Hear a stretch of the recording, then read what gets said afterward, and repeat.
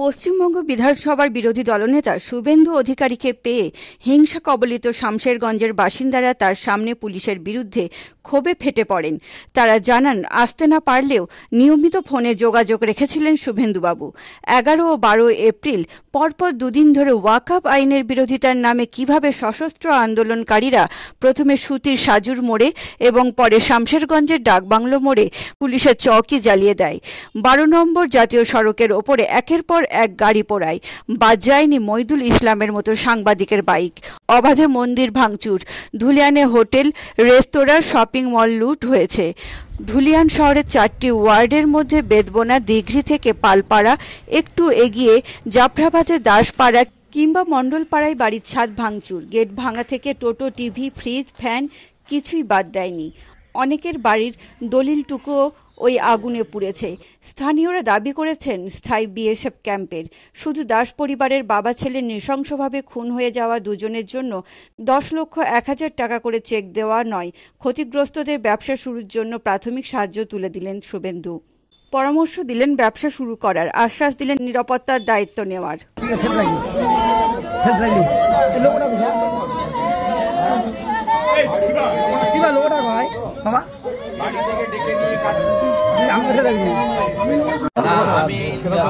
আমরা শাস্তি চাই, শাস্তি তো আমি করাবই, সাথে সাথে আমি কিছু অনুদান চেক নিয়ে এসেছি, গ্রহণ করে আমাকে কৃতজ্ঞ। আর একজনকে, কার চন্দনের স্ত্রীকে, কত বয়স আপনার, পড়াশোনা, জামাইদা জামাইদা একটু মাথাটা ইয়ে করেন, ও জামাইদা জামাইদা একটু মাথাটা টানেন আপনি। ইনার সিবি আমাকে দেবেন।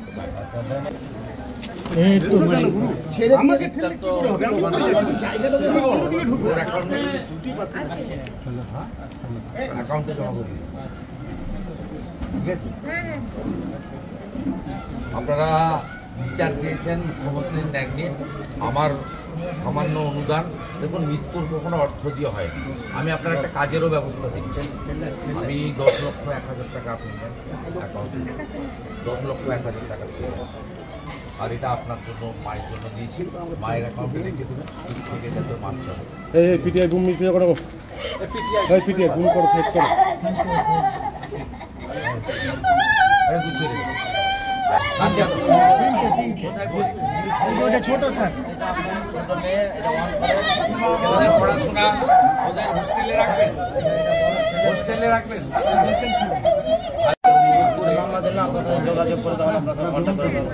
এই 3 জনের পড়াশোনার দায়িত্ব আমরা নিচ্ছি। বিচার যাতে হয় সে দায়িত্ব, সেটা আমরা করছি। আপনার অ্যাকাউন্টে জমা করে দিবেন। আমি 10,01,000 টাকা করে আপনাদেরকে চেক দিলাম, আপনারা গ্রহণ করলেন, আমি কৃতজ্ঞ। কিন্তু মূল যে বিচার এবং নিরাপত্তা, এটার জন্য যা যা করার করব। আর চন্দনের স্ত্রীর ব্যাপারেও আমার ভাবনা থাকবে। বাচ্চা 3টা পড়াশোনার ব্যাপারে আপনি বাড়ির মুরব্বী, আপনি আমাকে জানাবেন। শুভেন্দুদা এই পরিবার তো আপনার গ্রহণ করলো, রাজ্য সরকার অনুদান ফিরিয়ে দিয়েছেন। আমি কৃতার্থ। মুখ্যমন্ত্রীর অর্থ প্রত্যাখ্যান করেছে, বিরোধী দলনেতার অর্থ গ্রহণ করেছে। আমিও 10,01,000 টাকা করি, এটা আমার পরম প্রাপ্তি। আমি হিন্দু হৃদয় স্থান নিয়ে নিয়েছি, পরম প্রাপ্তি। এই পরিবার নাকি সিপিএম বলেছে, প্রমাণ হয়ে গেল। পরিবার কার? পরিবার হিন্দু। ভয়ঙ্কর অবস্থা, আতঙ্ক। সবাই বলছে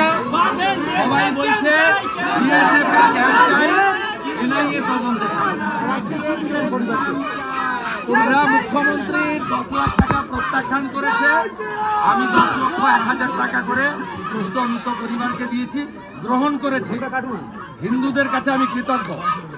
এদের কাছে মুখ্যমন্ত্রী ব্রাত্য, আর বিরোধী দলনেতা তাকে অ্যাকসেপ্ট করেছে। প্রমাণ হয়ে গেছে যে হিন্দুদের জন্য আমরা সঠিক। ধুলিয়ান, ঘোষপাড়া, রতনপুর সব ঘুরে এবং ক্ষতিগ্রস্তদের সঙ্গে কথা বলে শুভেন্দুবাবু জানালেন, অন্তত 100 কোটি টাকার ক্ষয়ক্ষতি হয়েছে।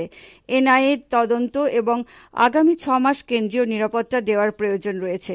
ভেঙে দেওয়া মন্দিরগুলি মেরামত করে 30 এপ্রিল মন্দির নবরূপে উদ্বোধন হবে।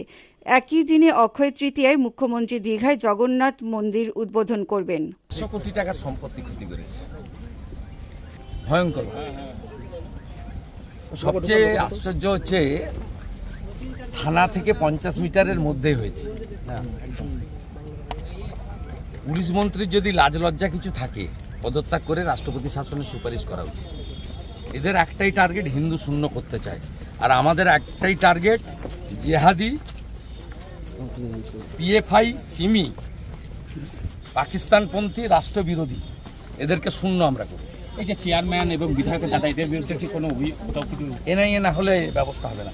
বাচ্চাগুলোকে ধরেছে 19 থেকে 23, তাদের মধ্যে কিছু পাথর ছুঁড়েছে, এটা ঘটনা, কিন্তু অধিকাংশ পান্ডাকে ছেড়ে দিয়েছে।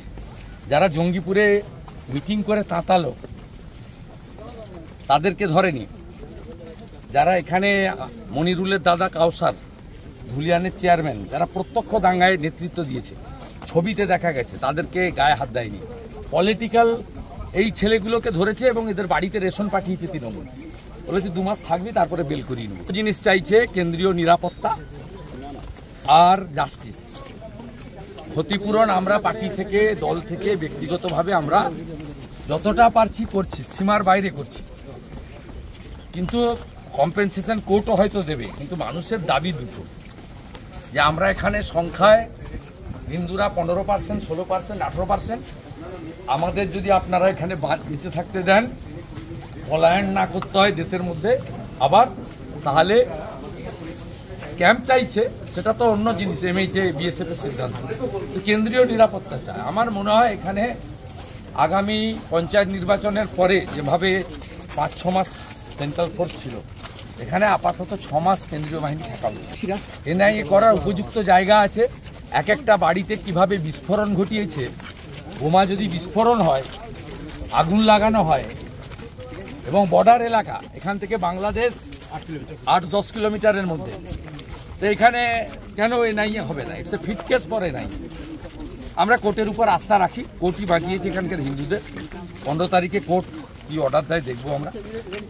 আমাদের লোকরা দিনরাত ভলেন্টিয়ারের মতো কাজ করছে, আমিও মনিটরিং করছি। আমাদের এখানে অনেক রাষ্ট্রবাদী এনজিওরাও কাজ করছে। সবাই মিলে আমরা পীড়িত লোকদের পাশে আছি, এবং একটা ভয়ঙ্কর অভিজ্ঞতা নিয়ে আমি এখন নিমতিতে যাচ্ছি। এবং সাথে সাথে আবার হরগোবিন্দ দাস, চন্দন দাসের পরিবারের প্রতি কৃতজ্ঞতা জানাবো। তারা এই রাজ্যের চোর, হিন্দু বিরোধী, মুসলিম লীগ 2 সরকারের মুখ্যমন্ত্রী মমতা ব্যানার্জির 10 লক্ষ টাকা ঘৃণার সঙ্গে 3 বার প্রত্যাখ্যান করেছেন। বিরোধী দলনেতার 10,01,000 টাকা, 2টো চেক গ্রহণ করেছেন। আর শেখু মোহাম্মদ সেলিম দাবি করেছিলেন পরিবার সিপিএমের। পরিবার বলেছে আমরা কোনো রাজনীতির লোক নই, আমরা হিন্দু। আমরা হিন্দু বলেই আমাদের উপর আক্রমণ হয়েছে। বাড়ির 2 জনকে বাড়ি থেকে ডেকে বাড়ির সামনে জবাই করেছে। তারা আজ বলে দিয়েছে যে যাহা মুর্শিদাবাদ তাহাই কাশ্মীর।